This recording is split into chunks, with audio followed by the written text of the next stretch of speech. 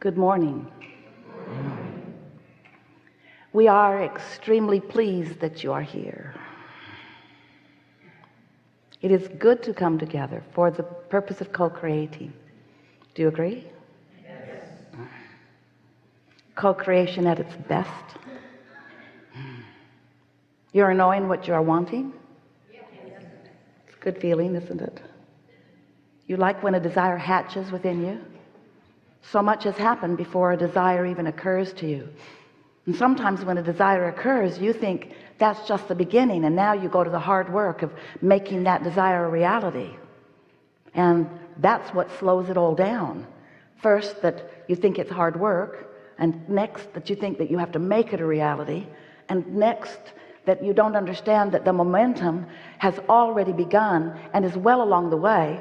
And that is the reason, in fact, that you even received the idea or the knowing of your own desire. Sometimes your desires come and they don't last very long. And the reason they don't last very long is that exhilarating feeling of new life that they are meant to feel like. The reason that that doesn't last is because you let the reality that has already manifested overshadow this new budding reality that is in the process of turning from a vibration to a thought when you received it as a desire, and now from that thought desire into the physical equivalent. We really want you to get the sense of how vibration turns to manifestation.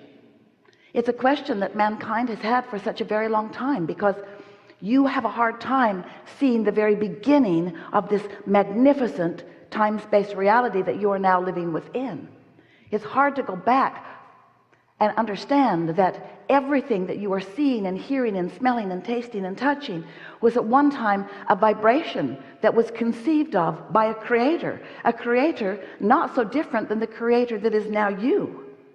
And so we want, in these hours that we are together, to convince you that you are a creator, that you can be a deliberate creator, that you can understand the laws of this universe. You can get in sync with the laws of the universe.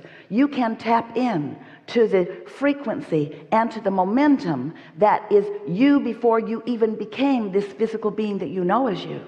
We want you to benefit by the momentum, the leverage, the clarity, the power of your beingness, and not rely so much on only the action that you or and others are able to offer. Things that are happening in your physical world aren't about the action.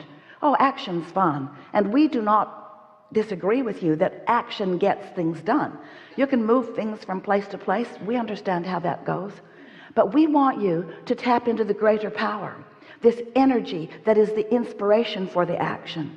Because when you become one who is reflecting in all moments, or in most moments, the intention of that broader non-physical you, when you understand that you were source energy before you came into this body, and even though you are now in this body with this personality doing these things, that non-physical part of you still exists as non-physical life force, as rejuvenation, as replenishment, as source, constantly resourcing you.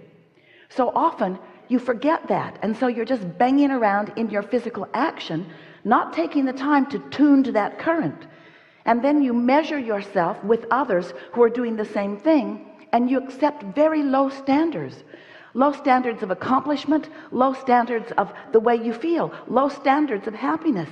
You put up with negative stuff. You squabble with one another over meaningless things, all the while denying your true power and your true current, which is in fact the reason that you want to squabble.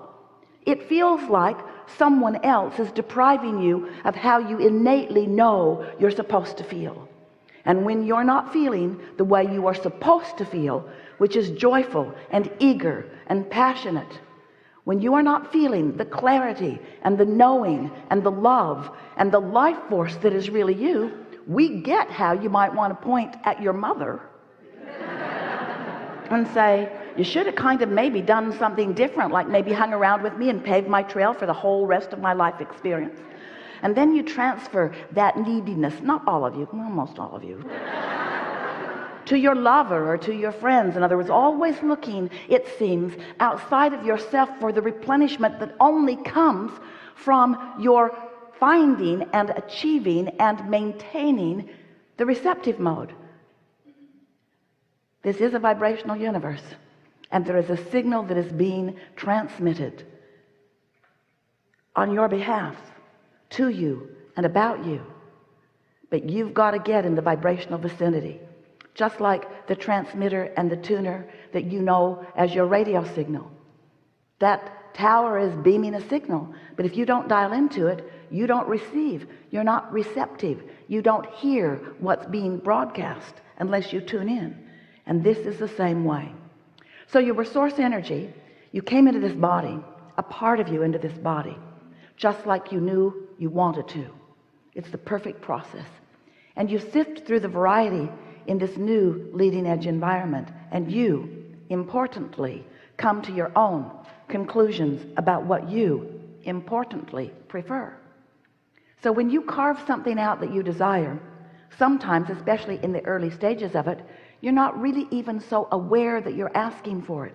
Sometimes it's just, you know what you don't want, which is an automatic knowing at vibrational levels of what you do want. So you're launching these rockets of desires and preferences as you are evolving and becoming as this life form here in this physical body. And that emanation of those preferences is all marked by you. It has your vibrational DNA, so to speak, on it.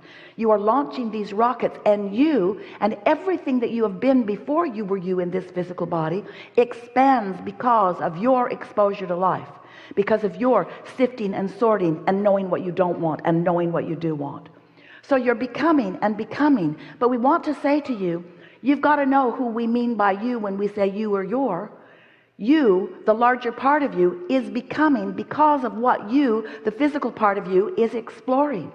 Your inner being is becoming more and more and more knowing, more desiring of more things, more vibrationally attractive. And what we mean by that is, with everything you ask for, your inner being becomes the vibrational equivalent of it.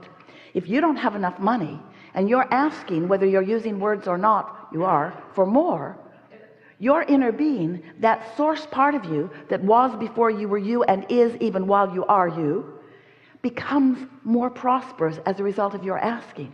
Because when you ask, it is given. And there is a part of you that receives what you're asking for and what is given instantaneously. You haven't learned to do that.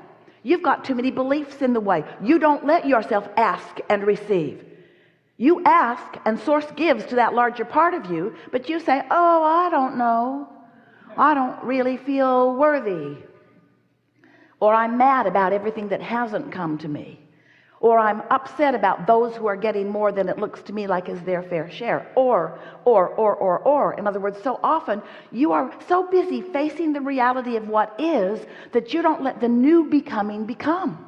So even though so much happened that caused this desire to happen within you, for just a moment, for a split second, often you receive that desire and you feel the elation of it. You can feel your evolution in that moment, and then we love you so much you get practical.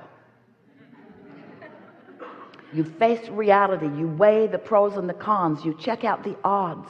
You don't believe in your desire that is just born, and the only reason that you don't right away believe in a new desire that is born is because you've practiced the opposition of it for so long, as you've been using as your criteria people who are not in the receptive mode, who are banging it out through hard work and action, who are not using the leverage that creates worlds. Some are, and you call them masters, and some are, and you're amazed at what they accomplish. Some are, and they just knock you over with their clarity and their power and their attractive power, their ability to accomplish and to draw to them. They amaze you and so often confound you, because it feels to you like you mean well. It feels to you like you too are good. It feels to you that you are deserving, or you want to be deserving. But instead of being a vibrational match to what you're asking for, so often you are a vibrational match to what you've got. And things can't change if you are a vibrational match to what you've got. things are always changing, but they keep changing to whatever it is you are giving your attention to. So it's different faces, different places, but more of the same essence. In other words, it's sort of the same struggle for most people because they are so enamored with what is. People say, I believe I should face reality. And we say, we get that. But you did not come to face reality, to regurgitate reality, to document reality, to hold yourself in sync with reality. You came to create reality. You came to create new reality. You came to let this magnificent time-space reality inspire you to improvement, to new preferences, because you understood that if this time-space reality can cause you to desire something, to launch that rocket, you knew before you came into this body that once that rocket was launched, once that vibrational becoming had happened, that your inner being, that which you want to call God, that source that we want to call the resource of that which is everything, will join that thought, and law of attraction will respond to it, and your idea, your vision, your desire, your wanting will become a reality, and you get to be the witness of it.